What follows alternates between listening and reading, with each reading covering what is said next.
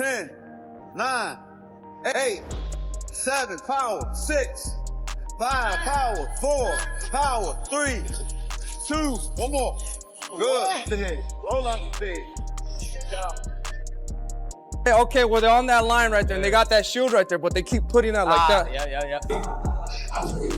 You heard this. Nice. Gervonta Davis has recently been spotted working out with David Benavidez as he prepares for his comeback, sparking curiosity among fans about what kind of form Tank will show when he steps back into action. Space that I'm in now is way better than what I was before, and that's the only thing that mattered to me. I will have to go with Tank, man. Like I said, if he has a good preparation, he's a monster. He's a little Mike Tyson, man. This goes beyond a routine workout because sharing space with someone like Benavidez naturally raises the level of intensity. He is recognized for constant pressure, high punch output, durability, and an aggressive tempo that never lets up. Watching Tank train under those conditions makes his return seem far more focused. With ongoing discussions about Devin Haney and other major matchups, supporters are not interested in words anymore. What they want is proof that he is putting in the kind of work expected from someone determined to remind the boxing world why his presence still intimidates. What do you think? Man, Tank, man, is a great fighter, man.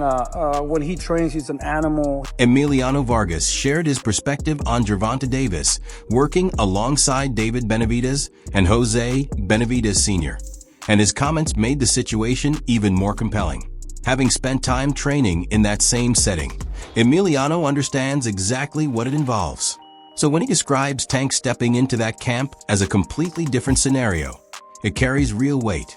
That environment is not centered on ease or comfort, but on relentless pressure, high output, demanding rounds, and a pace that requires constant focus. For that reason, Emiliano believes it could be beneficial for Tank. He has personally witnessed David Benavidez overwhelm sparring partners with his non-stop aggressive approach, and being exposed to that level of intensity can elevate any fighter. Spent some time with David Benavidez as well. Yeah. And his father.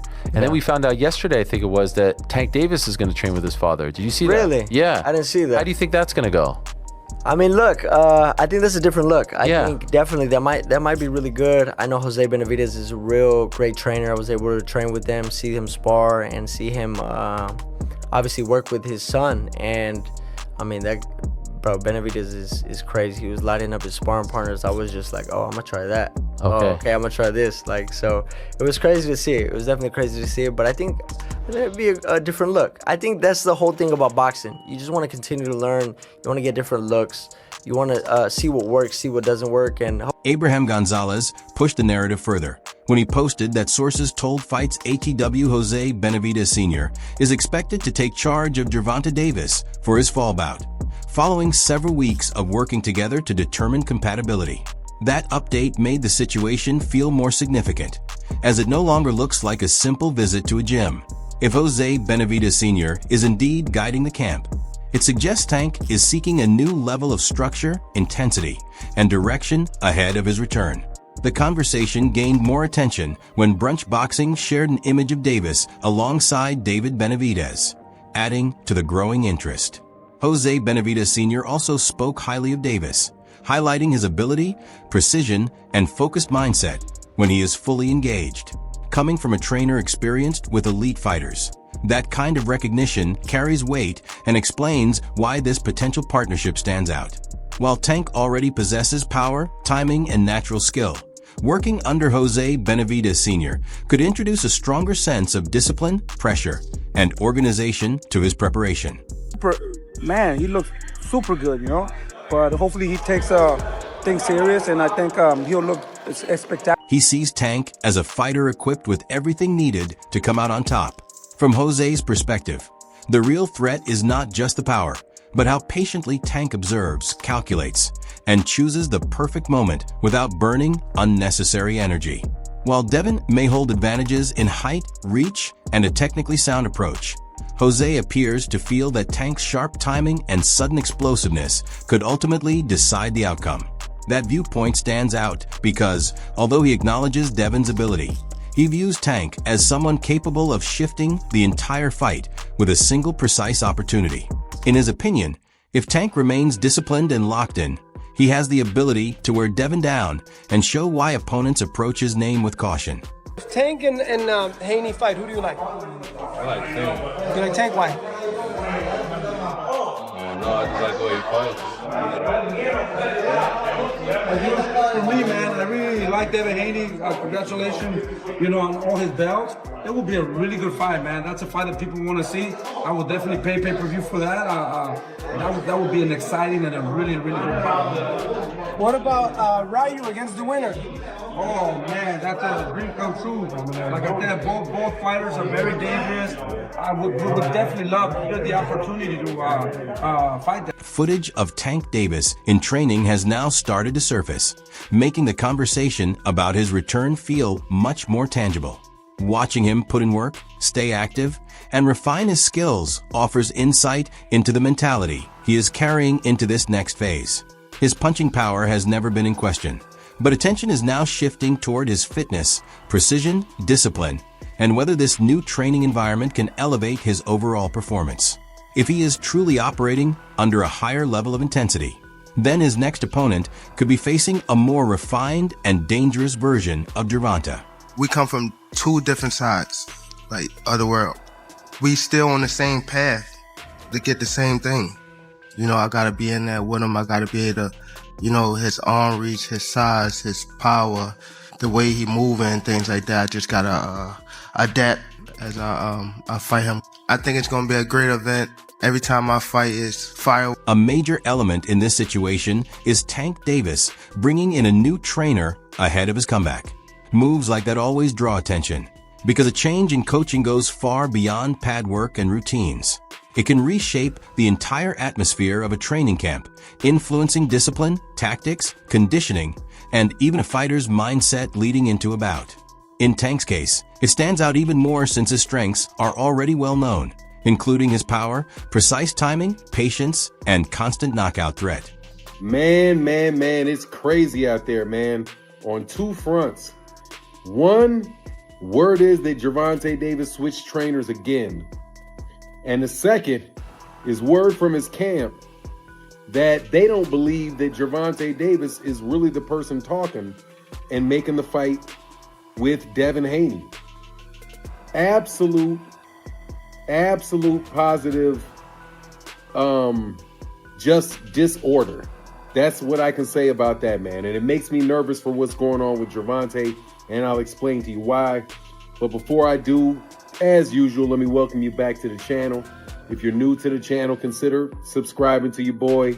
And thank you to everybody that supports the channel in any way that you can support it. Really appreciate y'all, man. I've been relaxing a little bit this year, pressing a little less hard on this boxing, but still being consistent. And definitely looking forward to this return of Gervonta Davis, man. The key point now is whether bringing in a new trainer can introduce a higher level of structure to his preparation. If Tank is truly gearing up for a major opponent like Devin Haney, then every small detail becomes critical. An improved training setup, a more refined strategy, and a fresh perspective in his corner could make his return appear even more focused and significant. I'm good with Coach Calvin Ford, nice guy, man. We've talked on the phone. He's come on my channel before. Coach Kenny Ellis, I consider him a good dude, man. He's been on the channel multiple times. Good guy. Also, whenever the Upton Gym mom of the gym, Lori Reed, think the world of their whole team. And I'm not usually the person to kind of get into any of this stuff, but it's so high profile that I think it's important for me to say and talk about it. So first, let's talk about the fact that it is being reported that Gervonta Davis is changing trainers from Calvin Ford to Jose Benavidez, Sr., the father of David Benavidez. Terrific trainer, seems like a real good dude. Obviously knows what he's doing. Got his son is one of the best fighters that there is in the sport. Talk Sport Boxing later backed up the development by sharing that Gervonta Davis is switching trainers ahead of his return, while his team has also made contact regarding Devin Haney. linking two major storylines together. This suggests that changes are not only happening within his camp, but there are also discussions involving Haney taking place behind the scenes. Because of that, fans are now viewing the situation differently, as the combination of a new trainer, time spent in the Benavidez environment, and potential talks about Devin points toward a more serious comeback rather than a routine return. It raises the possibility that this could lead into one of the biggest matchups in boxing. At the same time, Floyd Schofield Sr. evaluated a potential fight between Davis and Haney as a contest where both fighters present real threats. He pointed out that Tank brings power, confidence, and the kind of presence that forces opponents to stay cautious, while also recognizing that Devin presents a difficult challenge with his size, reach, jab, and ability to control distance. For that reason, he does not view the matchup as straightforward. Tank has the capability to change everything with a single opening, but Devin has the tools to limit those chances if he remains disciplined. His perspective highlights how important styles become under pressure, as Devin can frustrate Tank by keeping the fight at range. But if Tank manages to close the gap and capitalize on a mistake, the situation can shift quickly. If y'all don't believe Tank and Shakur and Devin gonna have to fight each other one day, y'all dumb. They both signed to Zuffa, so they're gonna fight each other, whether you like it or not. So that fight gonna happen, whether Keyshawn having a fit or whatever else, they all gonna have to fight at Zuffa. They think that they're friends. They're friends now because they gotta build the company. When all y'all get there and don't have no saying they telling you who you fighting, then y'all gonna really see what's up. They didn't give y'all all that money for nothing. The Bible tell you not to sell your soul, right? Somebody give you a big chunk that becomes your boss.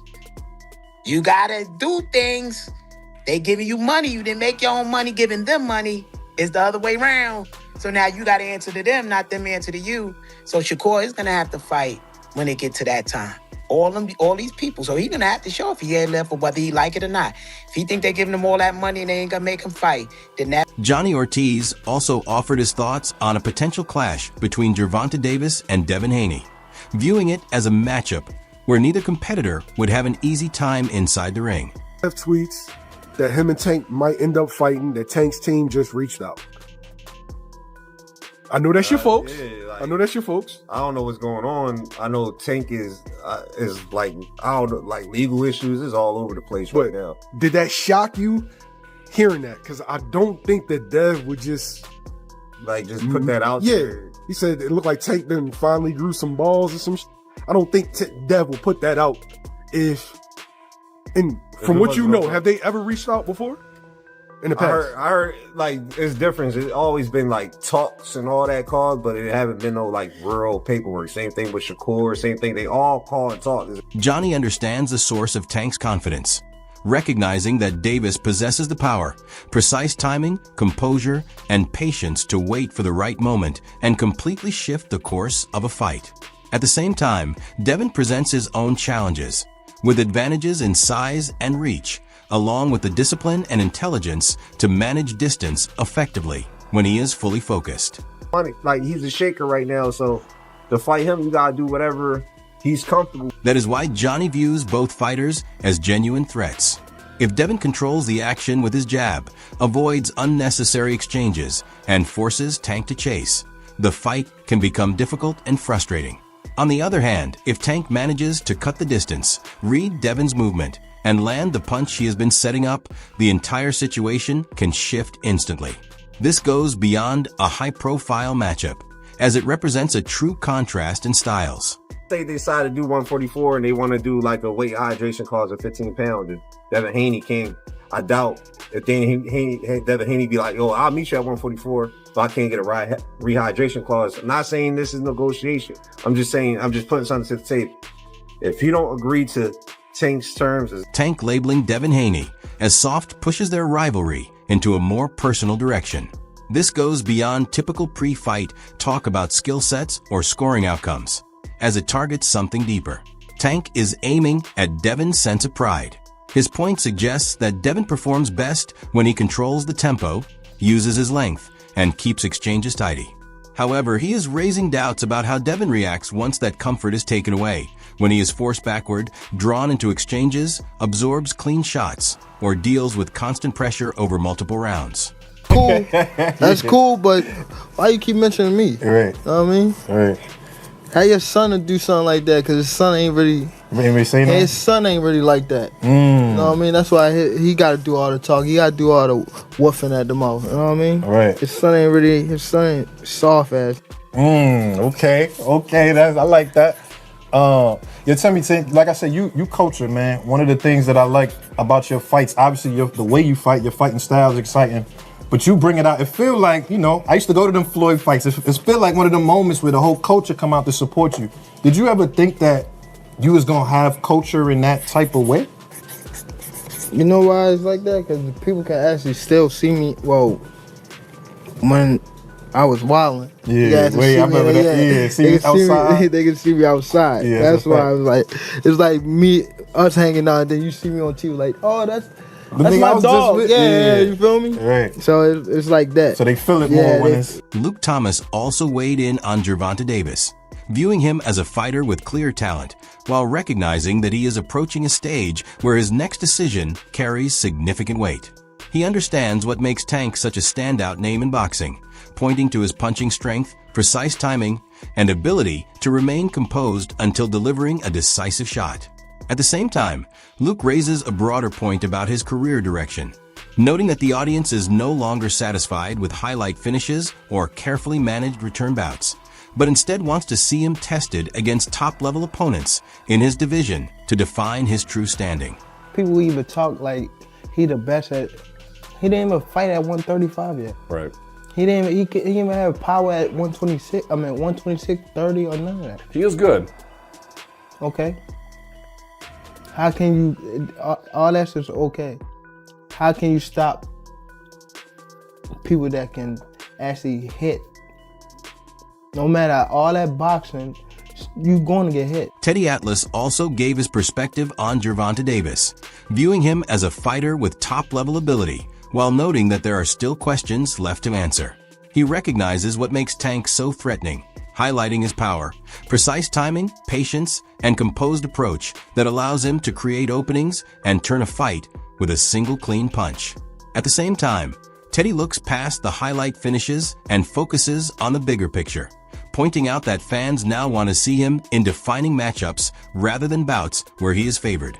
If Davis is beginning a stretch of 6 or 7 fights, this period becomes an opportunity to address doubts, face the opponents being discussed, and prove his level of greatness.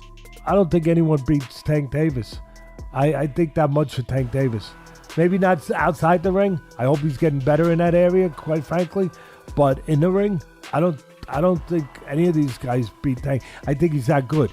He's that good a puncher where you can't make a mistake, and he's that good of an athlete as far as pure talent and technically and cerebrally in that ring, where he finds a way, where he does what has to be done.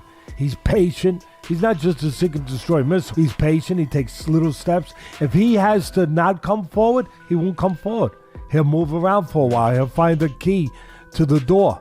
If he has to give ground, he'll give ground. He'll set traps. I think that much of Tank Davis. From Showbiz's perspective, a matchup between Tank and Devin is exactly the type of fight the sport should be promoting because it settles meaningful questions. Can Devin rely on his size, reach, jab, and disciplined approach to manage Tank over the distance of an entire bout? Or will Tank remain composed until he creates and capitalizes on a single decisive opening? That dynamic is what elevates this contest beyond simple online discussion. And this pic that he put up and what he said in a caption, he's getting some backlash, some negative feedback here.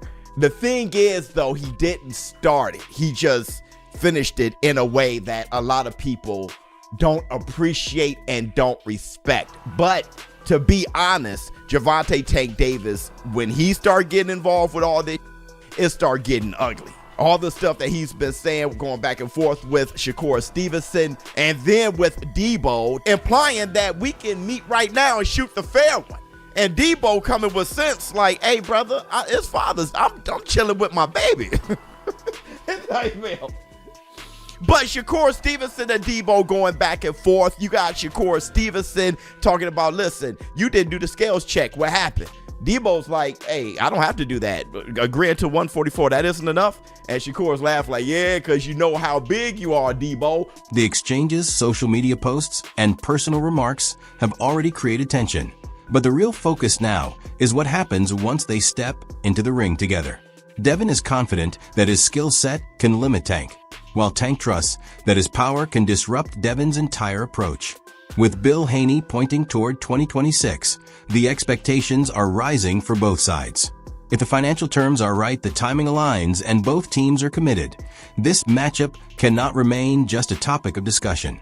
Fans are no longer satisfied with speculation and back-and-forth talk, as they want to see Tank and Devin settle it in the ring.